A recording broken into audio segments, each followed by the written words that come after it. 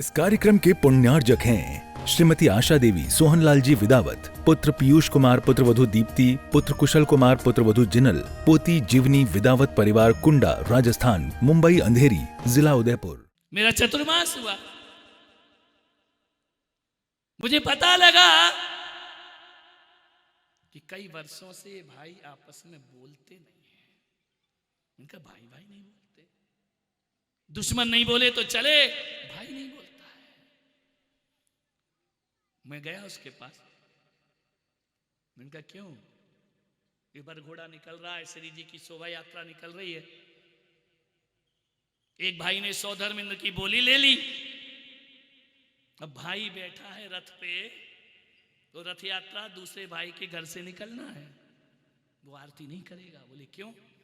बोले उसने बोली ली, उसने चढ़ावा लिया है। मैंने कहा धत तेरे की, ये शोभा यात्रा तेरे भाई की है या भगवान की निकल रही है? बोले नहीं नहीं, मैं नहीं कर सकता हूं, सारथी बनकर तो वो बैठा है जो मेरा दुश्मन है। मैंने कहा कमाल आदमी है यार। मैं गया उसके यहाँ, मैंने कहा रथ यात्रा रोको, उसको बुलाया, चल आरती कर भगवान की। बोले नहीं करूंगा। मैंने कहा मैं आता हूँ तेरे घर में, मैं तो ऐसे ही हूँ, चला जाता हूँ। चला गया उसके घर। मैंने कहा एक बात बता। क्या बात है? बोले 10 साल पहले इस भाई ने भरी सभा में मेरी बेइज्जती की थी। मैंने कहा क्या बेइज्जती की थी? बोले मेरा अपमान किया था इसने। मैंने कहा कौन सी तारीख थी? बोली महाराज तारीख तो याद नहीं। मैंने कहा दिन कौन सा था? बोले दिन भी मुझे याद नहीं। मैंने कहा कितने बज रहे थे एग्जैक्ट बताना। बोले अंदाज बता सकता हूं। मैंने कहा उस साल वाला वो कैलेंडर लेके आ, शायद देख के तुझे याद आ जाए।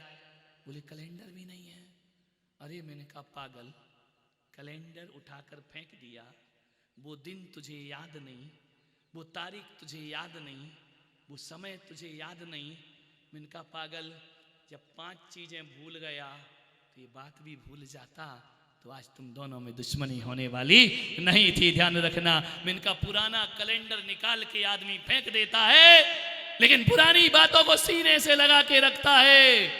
मैं आपसे कहता हूं हर साल कैलेंडर बदलो या ना बदलो, हर साल आदमी को अपनी बुरी बातों को भूल जाना चाहिए, उसका जीवन सार्थक। और ये पुरानी बातें मन में रख रख के अपने जीवन को बर्बाद करते रहते हो। ध्यान रखिए, भूल जाओ, जो चला गया उसे भूलने की कला सीखो। एक आदमी बोला महाराज मुझे याद नहीं रहता। मैंने कहा अब तू इंसान बन गया। ध्यान रखिए, जब तक याद रहे तब तक तू शैतान ही रहेगा जिंदगी भर। इंसान अब है, जितना भूलो उतना अच्छा है। बड़ी बातों को, दुस्वप्न को जैसे सुबह उठते ही भूल जाया करते हैं, बुरे जख्मों को भी भूल जाइए, बुरी बातों को भी भूल जाइए, उन्हें सीने से लगाकर। आदमी तो ऐसा है, जिंदा लोगों ने कुछ कहा उसे भी याद रखता है, वो कह के मर गया उसे भी जिंदगी भर याद रखता। जीवन बर्बाद हो जाएगा तुम्हारा। ध्यान रखिए, भूलने की कला सीखो। याद रखता है आदमी, तूने मुझे गाली दी थी, भूतकाल, भूत बन रहा है फालतू में, दी थी। वो समय भी गया, वो बात भी गई, वो रात भी गई, वो वक्त भी गया। बात याद रखे, बस इतनी सी एक बात छोड़ दे आदमी, तो मैं कहता हूं शायद दुनिया में नफरतें खत्म हो जाएंगी, शायद दुनिया में दुश्मनी खत्म हो जाएगी। छोटी छोटी बातों को भूल जाए आदमी, तो याद रखना है आपके जीवन में जो दूरियां हैं वह निकटता आने में उनको ज्यादा देर नहीं लगे। याद रखता, गाली दी। एक आदमी आया, बोले उसने मुझे गाली दी थी। अरे मैंने कहा उसने दी तो तूने ली काहे को? ध्यान रखना है, एक बात याद रखो डूंगरपुर वालों, सामने वाला जितना गाली देने को स्वतंत्र है, लेने नहीं लेने को तुम भी स्वतंत्र हो, है? लेकिन तुम तो तैयार ही बैठे हो, वो दे और हम लपक के कैच पकड़ लें और वर्ल्ड कप हमारे हाथ में। नहीं मेरे भाई, काहे को याद रखते, भूल जाओ ना। वो दे रहा, पहले मेरे समय जब मैं छोटा था, आजकल तो चिट्ठियां खत्म हो गई हैं, आजकल तो मोबाइल से एसएमएस चला जाता है। पहले चिट्ठियां होती थी, मालूम चिट्ठियां क्यों होती थी? घर में झगड़े होते थे, बहू से झगड़ा हो जाए, बहू पापा को चिट्ठी लिखती थी, ये पिताजी इस घर में मुझे शांति नहीं है, आज झगड़ा हुआ है।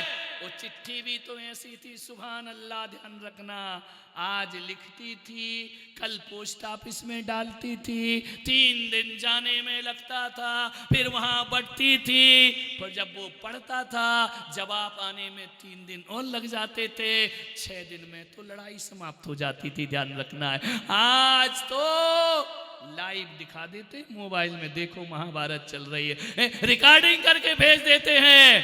पहले का युग कितना अच्छा था, ध्यान रखिए। क्रोध कभी स्थायी नहीं होता है, आता है और चला जाता है। अब चिट्ठियां खत्म हो गई। हम लोग खेलते थे, पोस्टमैन आ जाता था ना तो दौड़े दौड़े जाते थे, किसी की चिट्ठी आई क्या, किसी का पत्र आया क्या? अब कोई जरूरत नहीं। ध्यान रखना मान्यवर, कैसा जब, इसीलिए तो घरों में टकरार ज्यादा हो गई है। यहाँ थोड़ी सी बातचीत हुई, वहां पीहर फोन लगा दिया, हेलो पापा, कहाँ नरक में पटक दिया। अरे बाप रे, उस नरक को स्वर्ग बनाने का टाइम तो रखो थोड़ी देर, कि सीधा नरक में डाल दिया, मैं नहीं रहूंगी, अभी छोड़ती हूँ इस घर को। ये जितने उपकरण आ रहे हैं ना, ये घरों को बर्बाद करने वाले आ रहे हैं। ध्यान रखना मान्यवर, सोचना है, विचार करना। मैं अक्सर ये बात हर जगह सुनाता हूं। मैं फिरोजाबाद गया, फिरोजाबाद में मैंने क्या देखा, एक धर्मशाला में रुका नसिया जी की, एक बूढ़ी अम्मा रोज मेरे प्रतिक्रमण में आके बैठती थी, सफेद साड़ी पहनती, एक दिन बैठी, 2 दिन बैठी, 3 दिन बैठी। और मेरा स्वभाव कुछ ऐसा है कि एकदम से मैं मिलता नहीं हूं, 2-3 दिन जब कोई आता है तो फिर एक बार बोल लेता हूं, लेकिन जब बोल लेता हूं तो फिर बंद नहीं होता हूं, ये मेरा नेचर। 3 दिन हो गए, मैंने उससे पूछा, अम्मा कहाँ रहती हो? बोली इसी नसिया जी में रहती हूँ। मैंने कहा अम्मा कौन है तुम्हारे साथ? कोई नहीं। पति? बोले बहुत पहले खत्म हो गए। बच्चे? औलाद नहीं हुई। कोई रिश्तेदार तो होगा? बोले कोई नहीं। उनका खुश हो? बोले आनंद है। किसी से पूछो खुश और वो कह दे खुश हूं तो इसका मतलब नहीं है, ध्यान रखना। और यदि बोल दे परम आनंद है तो लगता है कि खुशी है इसके चेहरे पर। मैंने कहा अम्मा क्या करती है यहां दिन भर बैठी बैठी? बोले बच्चों को पाठशाला पढ़ाती हूं। क्या पढ़ाती हो? 6 डाला, द्रव्य संग्रह, तत्वार्थ सूत्र, सब मुझे कंठस्थ है महाराज। मैंने कहा अम्मा कहां तक पढ़ी हो? बोले एक भी क्लास नहीं। ध्यान रखना, ये डिग्री वालों को पूछो, तत्वार्थ सूत्र तो अर्थ नहीं मालूम उसका क्या है, उसे सब आता, भक्तामर आता है। मैंने कहा एक भी क्लास नहीं पढ़ी? बोले नहीं। तुम इनका संस्कृत कैसे पढ़ लेती हो? बोले मेरे पिताजी पुराने ख्याल के थे, उन्होंने मुझे घर में ही पढ़ना सिखाया, स्कूल नहीं भेजा। पहले बच्चियों को स्कूल नहीं भेजा जाता था। तो मैंने कहा अम्मा सब पढ़ लेती है? बोले सब पढ़ लेती हूं महाराज, मगर मुझे लिखना नहीं आता। ऐसा कभी होता है? अपन स्कूल जाते तो पहले क्या सिखाते हैं? लिखना, बाद में पढ़ना। लिख लिख कर ही तो पढ़ते हो ना। उसने कहा महाराज मुझे लिखना नहीं आता है, मैं आज भी बैंक में जाती हूं पेंशन लेने तो अंगूठा लगाती हूं। ध्यान रखना। मैंने कहा अम्मा कितनी पेंशन मिलती है? बोले 300 रुपये। 300 रुपये में गुजारा हो जाता है? 300 रुपये में तो उस समय की बात है, 20 साल पहले। मैंने कहा सिलेंडर आता होगा गैस का? बोले एक बार भरवाती हूं, 6 महीने चलता है, अकेले ही का तो खाना है। तो मैंने कहा अम्मा 300 रुपये में गुजारा कैसे करती हो? उसने कहा महाराज करना चाहो तो 300 में ही हो जाता है, और नहीं करना चाहो तो 3 लाख में भी घर नहीं चला करता है। ध्यान रखिए। ये तो अपने ऊपर है कि जिंदगी हमें कैसे जीना है। मुझे लगा यार ये अम्मा इतनी शांति, इतना इसका स्वभाव, इतनी संतुष्टि, इतनी तृप्ति बड़ी बड़ी आरिकाओं में नहीं मिला करती है, जो एक उस बुढ़िया में मुझे तृप्ति के दर्शन हो रहे थे। मैंने कहा अम्मा कैसे गुजारा? एक कपड़े बोले 3 जोड़ी रखती हूँ, और जब कोई 1 जोड़ी दे जाता है तो वह हटा देती हूँ, मैं बड़े आनंद से रहती हूँ। मैंने कहा अम्मा तुम्हारे पिताजी ने तुम्हें लिखना क्यों नहीं सिखाया? बोले मेरे पिताजी सोचते थे कि देख जिस दिन मैं तेरी शादी कर दूंगा तू ससुराल जाएगी और तुझे दुख मिलेंगे, कष्ट मिलेंगे। यदि तू लिखना सीख गई ना तो तू मुझे चिट्ठी में दुख लिख करके भेजेगी, तो बेटा तू भी दुखी रहेगी और यहाँ तेरा बाप भी दुखी हो जाएगा। बेटा जो तेरे भाग्य में है उसे भोगना, और उस घर को जो नरक जैसा है उसे स्वर्ग तू अपनी दम पे बना करके दिखाना। पिता को कभी भी घर के दुख बताना नहीं, इसलिए उन्होंने मुझे कभी लिखना नहीं सिखाया। एक बात याद रखना, जो सासू, जो बहू ससुराल में रहकर पीहर की प्रशंसा करती है उस घर को बिखरने में देर नहीं लगती, और जो सासू बहू से ज़्यादा बेटी को प्यार करती है उस घर में कभी भी शांति रहने वाली नहीं है। ध्यान रखना, बात बहुत छोटी है, बात बहुत बड़ी है। बहू के रहते हुए बेटियों पर इतनी लार मत टपकाओ, और ससुराल में रहते हुए पीहर की इतनी प्रशंसा मत करिए, वरना तुम्हारा घर बिखरने में ज्यादा देर नहीं। उसने कहा कि बस बेटा जैसा भी हो, यदि हर माँ ये संदेश सीख ले कि बेटी तेरी ससुराल बेशक नरक है, लेकिन मैंने संस्कार दिए हैं उसे स्वर्ग बना देना, तो मुझे तेरी माँ होने में गर्व पैदा होगा। ध्यान रखना, उस घर को स्वर्ग में बदल दे। अरे स्वर्ग में जाकर स्वर्ग जैसे रहे तो क्या खाक रहे, अरे इंसान तो वो है जो नरक जैसे वातावरण को स्वर्ग में परिवर्तित कर दिया। बदलो, तुम में ताकत है तो। एक कोढ़ी से शादी करता है मेरी समाज का बेटा, मेरी समाज का एक बाप अपनी लड़की की शादी एक कोढ़ी से करता है। लड़की कहती है पिताजी चिंता मत करो, कोढ़ी को कंचन नहीं बनाया तो मैना सुंदरी मेरा नाम नहीं हुआ करता है। ध्यान रखिए, अपना जीवन बदलो।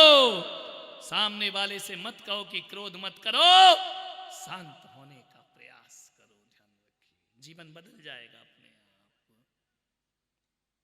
बंधी हुई मुट्ठी खोलना है, कैसे खुलेगी? कैसे कहोगे मुट्ठी खुल जाए? किसी भगवान से कहोगे कि मेरी मुट्ठी खोल दो? कोई भगवान खोलने वाला नहीं है। मुट्ठी खोलने का प्रयास मत करो। मैं पुलक सागर तुमसे कह रहा हूं, इस बंद मुट्ठी को खोलने का प्रयास मत करना। बस इसे जो बंद करने का प्रयास है ना, उसे रोक दो, मुट्ठी अपने आप खुल जाएगी। ध्यान रखना है, मुट्ठी को खोलने के लिए कोई तपस्या नहीं करना है कि ये मुट्ठी तू खुल जा, खींच, जबरदस्ती मत करो। पकड़ने की आदत छोड़ दो, मुट्ठी अपने आप खुल जाया करती है। ध्यान रखना, सामने वाले से मत कहो, बहाने बनाना छोड़ो। इसकी वजह से मुझे गुस्सा आ गया, वैसे मैं गुस्सा करता, बिल्कुल बहानेबाज आदमी है। ध्यान रखना है, किसी की वजह से गुस्सा नहीं आता। गुस्सा जब भी आता है ना, अपने भीतर की वजह से आता है। यदि कुआं भीतर से खाली है, कितनी भी बाल्टी डालो कुछ नहीं लौटेगा, लेकिन भीतर यदि पानी है तो जब बाल्टी लौटेगी तो पानी लेकर के लौटा करती है। ध्यान रखना, यदि भीतर से तुम शांत हो, कितनी बाल्टियां डाली जाएं, लौट करके अशांति कभी नहीं आ सकती है। मान्यवर, पहले चिट्ठियां लिखी जाती थी, कैसी होती थी मालूम है? चिट्ठी लिखने के बाद एक टिकट लगाना पड़ती थी, डाक टिकट। कई लोग ऐसे होते थे टिकट नहीं लगाते थे, लेटर बॉक्स में डाल देते थे। उसको क्या बोला जाता था? वेरिंग चिट्ठी, है ना। और यदि सामने वाले के पास गई तो पैसा कौन देगा? सामने वाला देगा ना। और यदि उसने चिट्ठी नहीं छुड़ाई तो चिट्ठी कहाँ आएगी? लौट कर। जिसने डाली है पैसा सिंगल लगेगा या डबल? उसका रास्ते भर का किराया भी तो लिया जाएगा ना। मान्यवर, बेरंग चिट्ठी नहीं छुड़ाओ तो चिट्ठी जहां से आती थी वहीं लौट के वापस चली जाती थी। कौन था मैं? किसी के लिए खाली सूखा भूखंड, तो किसी के लिए मुंबई से अहमदाबाद के बीच आने वाला सिर्फ एक जमीन का टुकड़ा। किसी व्यापारी के हाथ लगता तो हजारों की तरह एक और रिसोर्ट बन जाता। किसी बिल्डर के हाथ लगता तो लाखों और की तरह मैं भी एक टाउनशिप बन जाता। लेकिन मेरे भाग्य में करोड़ों में एक होना लिखा था। मेरे भाग्य में आचार्य श्री पुलक सागर जी का आशीर्वाद लिखा था। नरेन्द्रं फणीन्द्रं सुरेन्द्रं अधीशं शतेन्द्रं सुपूज्यं भजे नायशीशं मुनीन्द्रं गणेन्द्रं नमो जोडिहातं नमो देवदेवं सदा पार्श्वनाथम्।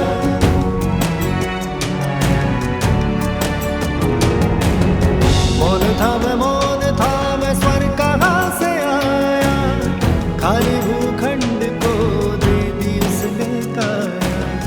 मौन था मैं स्वर कहाँ से आया, खाली भूखंड को दे दी उसने काया। तीर्थ बनाया मुझको सजाया, तीर्थ बनाया मुझको सजाया। खाली भूमि छू के मेरे पुलक जी ने की कृपा जिन शरणम बना।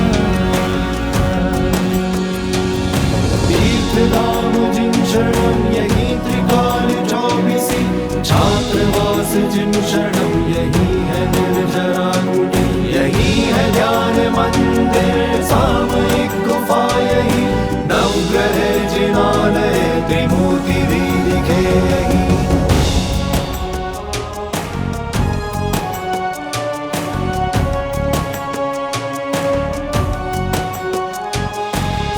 पुलक सागर को ये स्वप्न आया, खाली भूखंड ने उनको बुलाया।